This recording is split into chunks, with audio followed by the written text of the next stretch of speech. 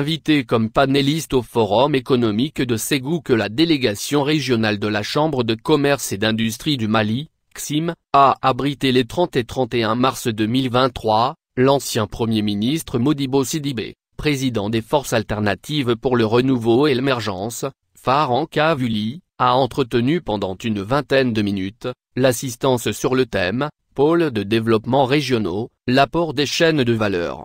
Pour lui, il importe que les Maliens gardent confiance et la forte ambition de devenir une véritable puissance agricole et céréalière et une grande exportatrice dans la sous-région et à travers le monde. Il a expliqué comment y parvenir. Le forum économique qui vient de se tenir à Ségou est un cadre d'échange qui ambitionne d'identifier et d'opérationnaliser les potentialités de chaque région en s'adossant aux filières porteuses et pôles de développement économique.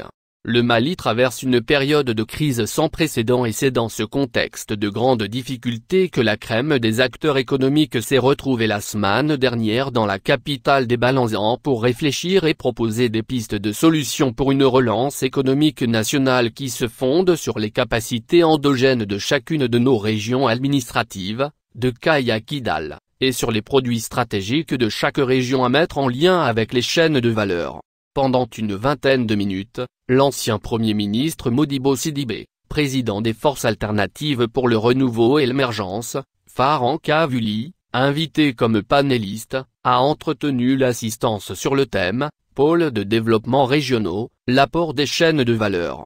L'avenir ne se décrète pas, il se prépare. Tels furent les propos introductifs du président Modibo Sidibé qui, à l'entame de son exposé, a déclaré que la situation est certes difficile mais pas désespérée. Pour l'ancien chef de gouvernement du Mali, le maître mot reste la confiance. En effet, il a insisté sur la nécessité pour les Maliens d'avoir d'abord confiance en eux-mêmes, confiance en leurs capacités et confiance en leur pays. Car le Mali, situé au cœur de l'Afrique de l'Ouest avec 7 pays frontaliers, a été doté par la nature de vastes terres arables, de l'eau en abondance, du deuxième cheptel le plus important de notre région après le Niger et des hommes et des femmes capables de relever le défi. Et c'est à nous de prendre le contrôle, a-t-il conclu. Devant les plus hauts responsables du monde des affaires de notre pays, M.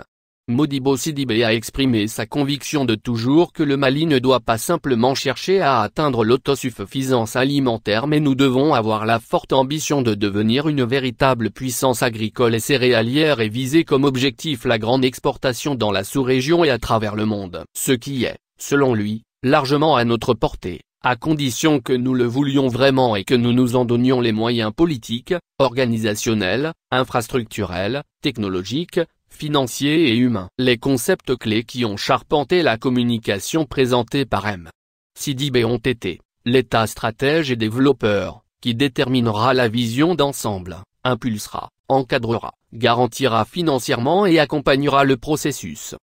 Les régions, dont la responsabilité doit être pleine et effective, détermineront et conduiront les opérations de développement socio-économique de leurs entités respectives, y compris dans l'interrégionalité, en partenariat dynamique avec les investisseurs qui, eux, devront bénéficier des retombées d'une stratégie nationale de financement décentralisée et pérenne, l'idée novatrice ici consistant en la proposition de créer un fonds souverain malien qui participerait notamment au financement des PME et des PMI dans le cadre du développement régional. Selon M. Modibo Sidibé, cette vision préconise un aménagement du territoire en conformité avec les exigences de complémentarité, d'équité et de solidarité qu'impliquera nécessairement la mise en œuvre du programme d'ensemble du développement régional, l'État devant procéder au financement des immobilisations dans certains secteurs prioritaires et dont les coûts ne peuvent être supportés par le secteur privé ou les régions.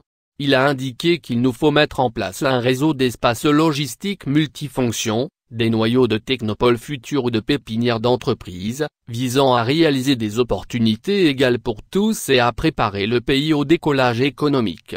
Il s'agit aussi de construction de routes d'interconnexion stratégique régionales, connectant aux marchés nationaux et régionaux les territoires qui ont des avantages comparatifs avérés dans la production des biens et services ou disposant de ressources potentielles. Cette construction sera complétée par la réalisation dans chacun des territoires de zones de massification des flux, plateformes logistiques qui offriront aux opérateurs économiques des espaces d'entreposage de grande capacité, de conditionnement moderne adapté aux différents produits, sécurisé avec des services pour les formalités de commerce et de transport.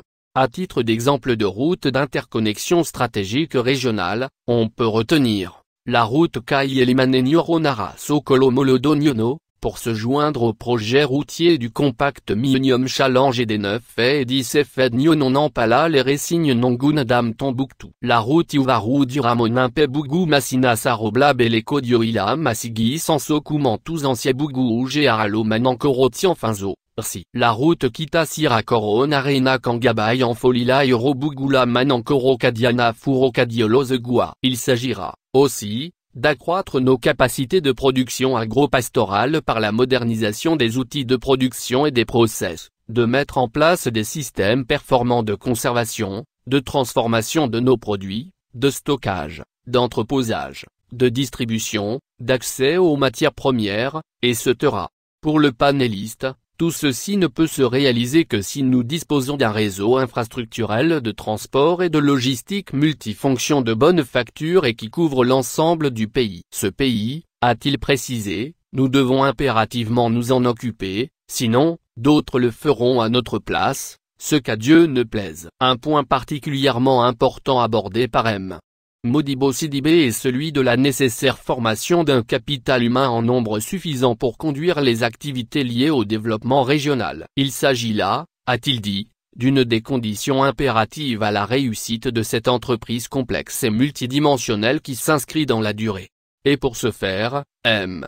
Modibo Sidibé propose de refonder et d'adapter notre système éducatif et de formation aux besoins du développement régional, avec la création de lycées professionnels, d'instituts de formation professionnelle, d'instituts universitaires de technologie, d'instituts spécialisés autour de la transformation de matières premières dont notre pays dispose, tels que la joaillerie, la ferronnerie, les cuirs et peaux, les métiers du bois.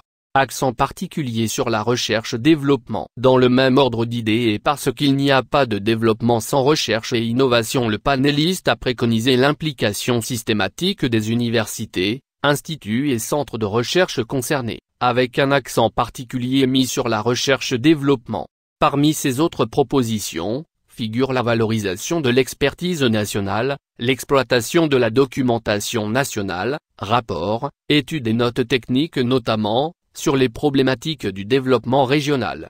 Là aussi, l'ancien Premier ministre a rappelé qu'une cellule d'analyse et de prospective, CAP, avait été créée à la primature. Elle a réalisé des études complètes et détaillées sur les pôles économiques régionaux, PER, avec un plan d'action et un cadre logique pour chacun des 38 pôles économiques régionaux proposés. Il s'agit de 25 pairs agro-industriels, 10 pairs miniers et 3 pairs artisanaux et touristiques. Cette documentation existe, elle est pertinente. Il ne reste qu'à l'exploiter. Mais la cellule d'analyse et de prospective a malheureusement disparu. Ce point mérite que l'on s'y arrête un instant pour déplorer et s'inquiéter des trop fréquentes discontinuités et ruptures dans la conduite de nos politiques publiques au gré des changements de responsables gouvernementaux, avec pour conséquence un éternel recommencement et évidemment l'accumulation de beaucoup de retard dans l'atteinte de nos objectifs de développement. Face à cette situation assez récurrente, l'ancien Premier ministre a suggéré que soit envisagée la mise en place de dispositifs permettant de soustraire le processus de développement régional aux effets perturbants des aléas politico-administratifs afin d'éviter toute rupture de sa dynamique. S'agissant de la recherche et de l'innovation, l'ancien Premier ministre a rappelé la création en 2011 déjà d'un fonds compétitif pour la recherche et l'innovation technologique, FCRI, doté de plus de 2 milliards de FCFA par an et qui peut être un levier de taille pour les pouvoirs publics et les opérateurs économiques, s'il est utilisé à bon escient.